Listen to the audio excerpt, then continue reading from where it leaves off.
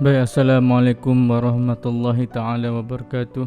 Terima kasih aku ucapkan kerana sanggup datang ke channel aku ini.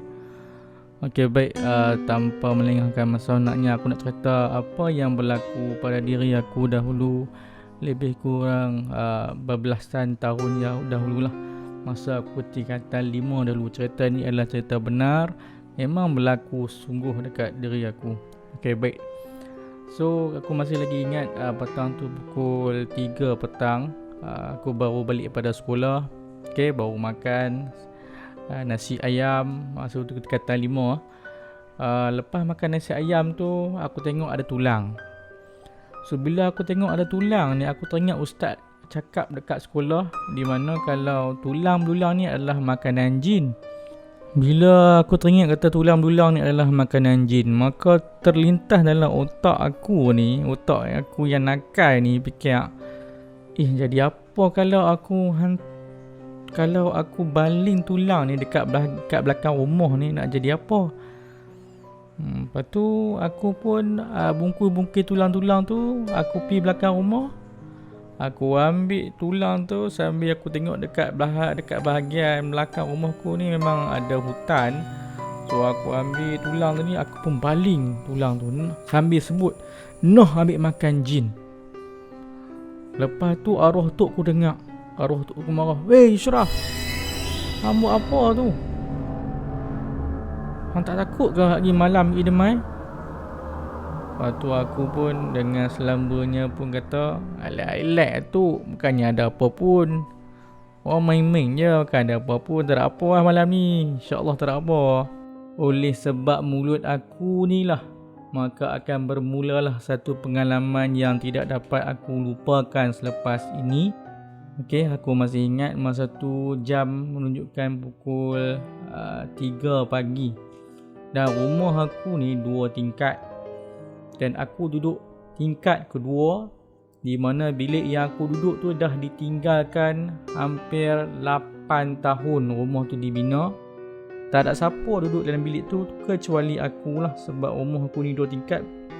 Bilik bawah tu pun dah banyak. Kebetulan aku duduk asrama sebelum ni. Bila aku naik form 5, aku duduk luar. So masa tu pukul 3 pagi, tiba-tiba aku tersedak daripada tidur. Aku dengar bunyi dekat bahagian tepi bilik aku. Aku dengar bunyi bunda menangis. Aku pun kata kat diri aku, budak mana menangis ni pukul 3 pagi ni? Ada tak logik ya. Tapi aku pun malas nak fikir, entahlah, aku pun tidur balik. Lepas tu pula dengar bunyi perempuan menangis tengah malam. Bunyi menangis yang jelas lah sebab malam kan. Dengar perempuan tu menangis terhesak-hesak. Aku pun heran juga. Tapi pada masa sama aku cuba logikkan diri aku. Aku cuba fikir yang mungkin jiran-jiran aku ni mungkin ada bergaduh tengah malam kan. Siapa nak tahu. Lepas tu ada satu benda yang aku tak boleh nak fikir logik dah lepas yang berlaku lepas ni lah. Di mana pintu bilik aku tu, dia tombol pintu tu dia boleh pusing.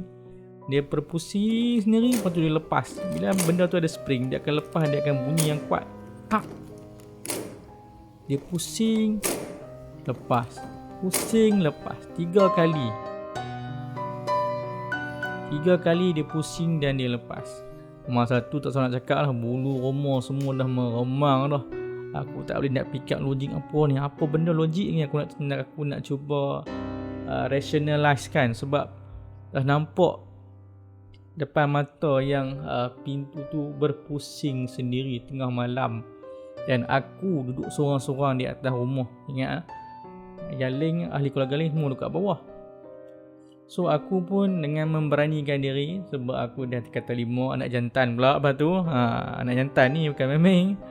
So aku pun bangun, aku pergi dekat pintu. Aku buka pintu rumah aku tu. Buka pintu bilik aku tu. Aku jenguk kat luar. Aku tengok kiri, aku tengok kanan.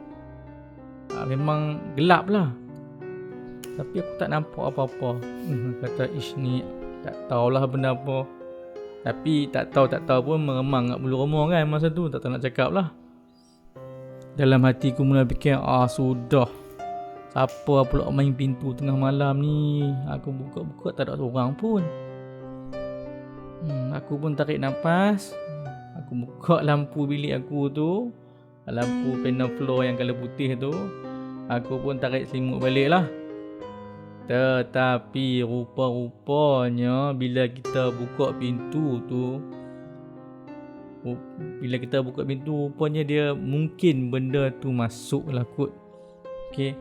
Menyebabkan satu badan aku dah tak boleh bergerak, dah kena tindih. Kaki, tangan, lidah, semua tak boleh bergerak. Hati saja yang boleh berdoa masa tu. Ayat kursi Allahu la ilaha illa huwal hayyul qayyum. Memang bermain-main dalam hati lah. Tak tahu nak buat apa-apa ni. Benda apa ni? Dah first time kena macam ni kan. Tak boleh bergerak sebagainya. Meronta-ronta tak boleh bergerak. Baca ayat kursi. Baca lagi. Selawat. Sampailah dengan izin Allah lidah aku ni dah boleh bergerak kembali. Bila boleh bergerak kembali, baca ayat kursi kuat-kuat, baru slowly dia lepaskan aku. Bila dia lepaskan aku sahaja, aku bangkit dengan badan berpeluh dengan bulu roma semua naik lah. Tak nak cakap apa pun, dia takut kan sebab pukul 3 pagi dengan kita sorang-sorang ni. Aku cerita kat hampa ni pun aku nak cari bulu roma habis ni. Sebab teringat balik peristiwa tu kan. So aku bangun.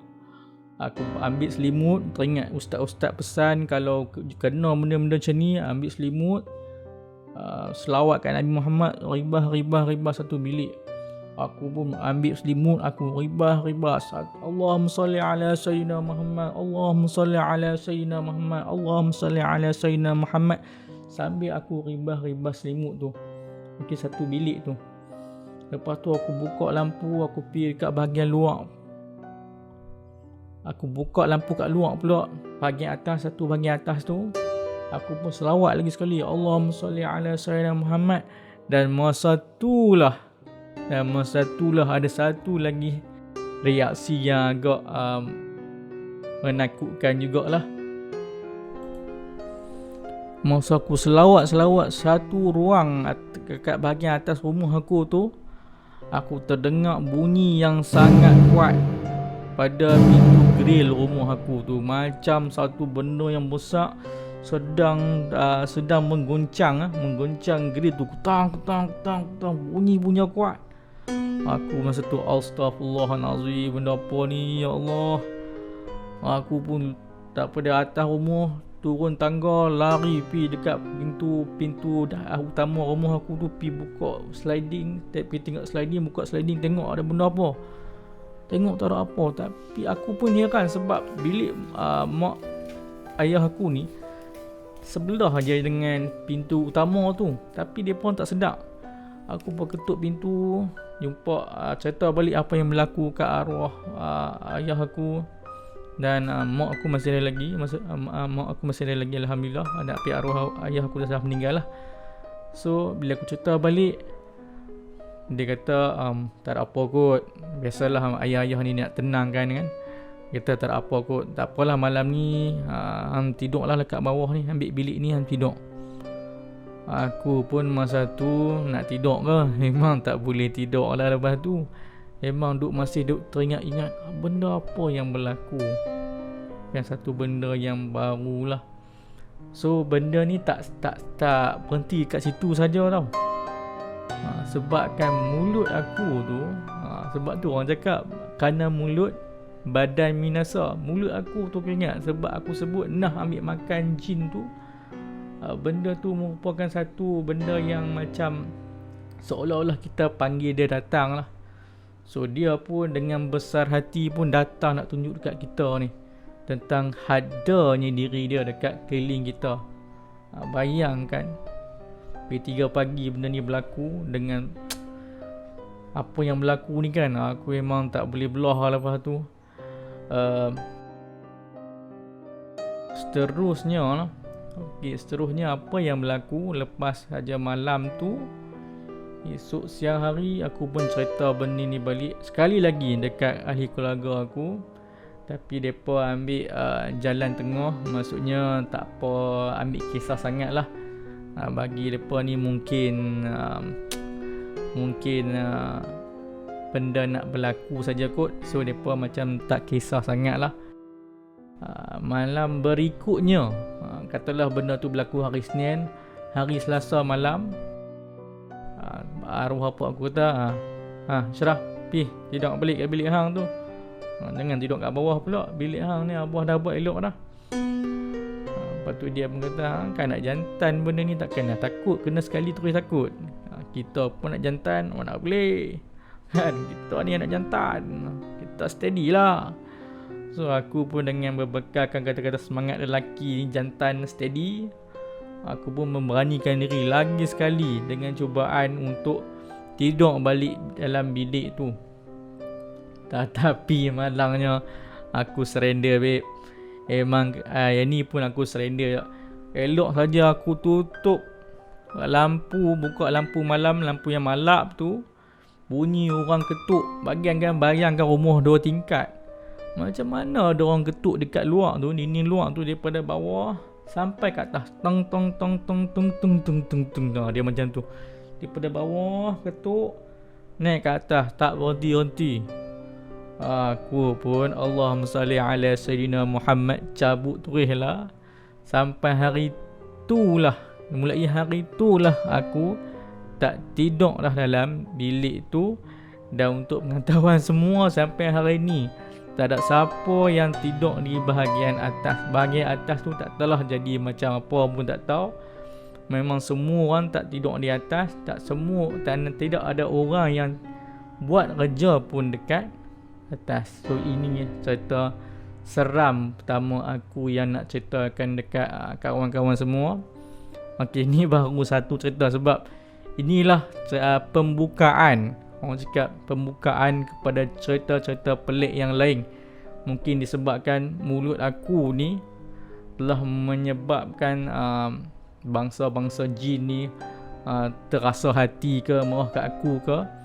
So daripada sinilah bermula cerita-cerita lain yang agak menyeramkan jugalah. So untuk tahu cerita-cerita lain, bolehlah tunggu dalam episod seterusnya.